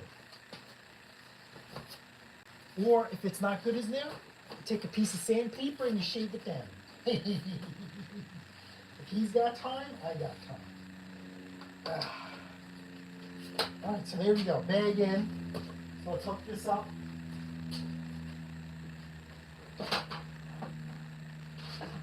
And let's call it there.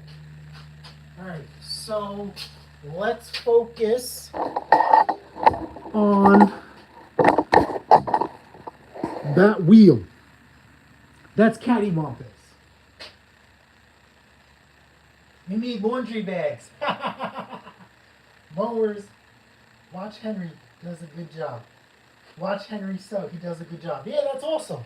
I mean, you gotta remember, how do I say this without coming up? Henry gets his will to repair and the will to fix things from his dad, who he had a very, very good, close relationship with. He told me a story, and that's what got him started.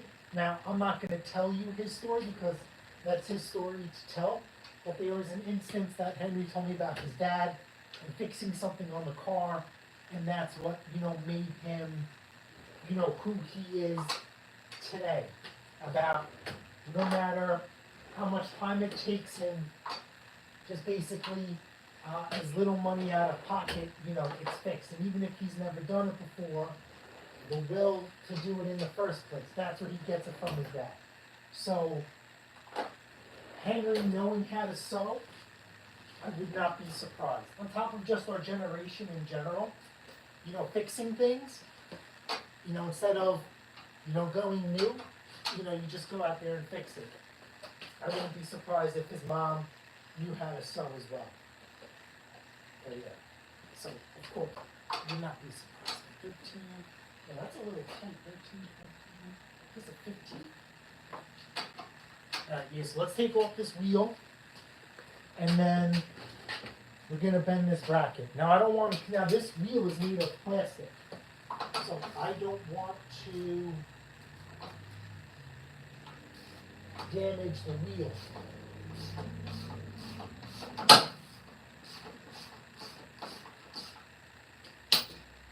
So let's get this wheel off.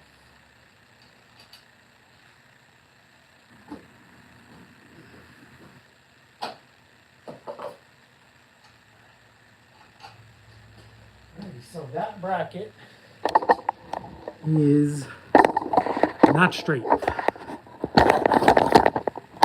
So we need to move this bracket in.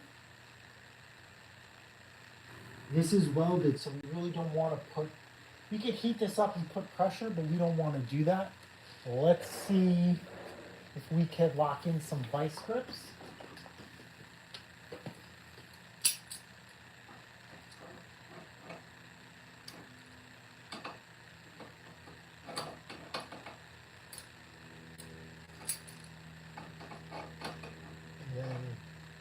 Bend it in that way. Let's get this one in.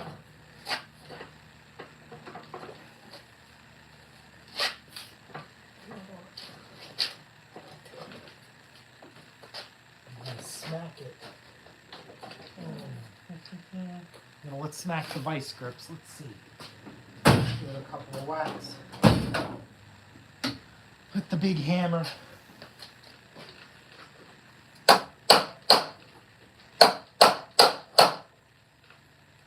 See if that's enough.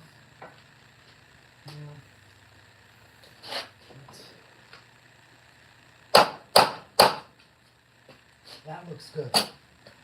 That looks good. That's money, dude.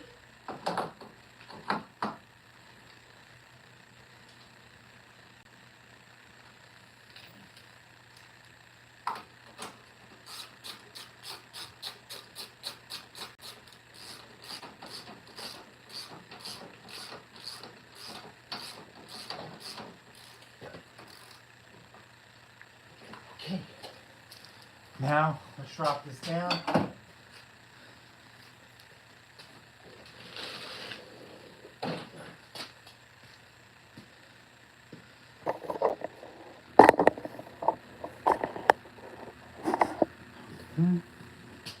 Now let's count the notches. This is at C, and this is at A.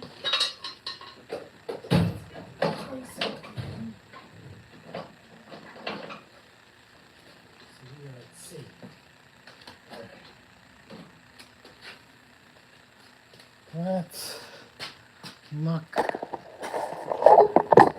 No, that's still bent. It's still bent out. Why? Let's see. Can we do this with the wheel still on?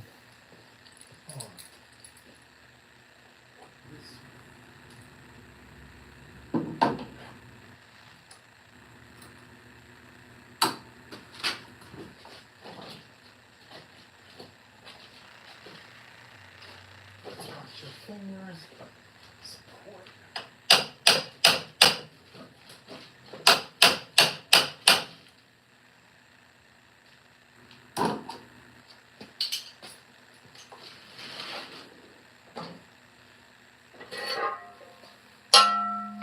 All right.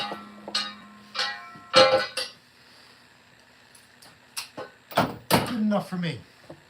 What time is it? Because I have to take pictures of this thing and put it up for sale. Let's see what we got. Wait, no, lock. Come on. All right, let's see. Jamie O, yes. Jacqueline Knitting, yes. Last time I sewed, watch Henry sews. I learned how to sew in Cub Scouts. Had to learn how to sew the badge patch.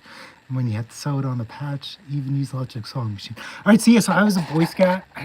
We probably did get the sewing patch, but I think maybe my mother cheated for us. I'm not gonna lie.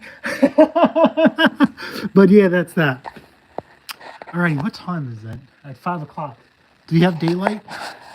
Because I got to get this mower up for sale. You know, $700 lawnmower ain't going to sell itself. Yep. All right. Yeah, we got daylight. Alrighty, guys. I'm going to cut it. Thank you guys so much for hanging out with me today in the garage. Toro Timemaster. All right. We did everything on the list except the lube oil filter. That'll do off camera. I'm sure I have a video on that. But the sewing and everything else, really, really cool. Thank you for helping me making such a bad decision. $700. We're going to be into this machine between the cable and the oil. I'm going to say 20, 25 bucks. So it is what it is. And the time with you guys is absolutely priceless. Thanks for hanging out with me in the garage today. Have a great weekend. Don't forget to smash that subscribe button, smash that subscribe button, smash that subscribe button, smash that like button, and I'll see you guys on the next episode of Pat Taste Performance. Later.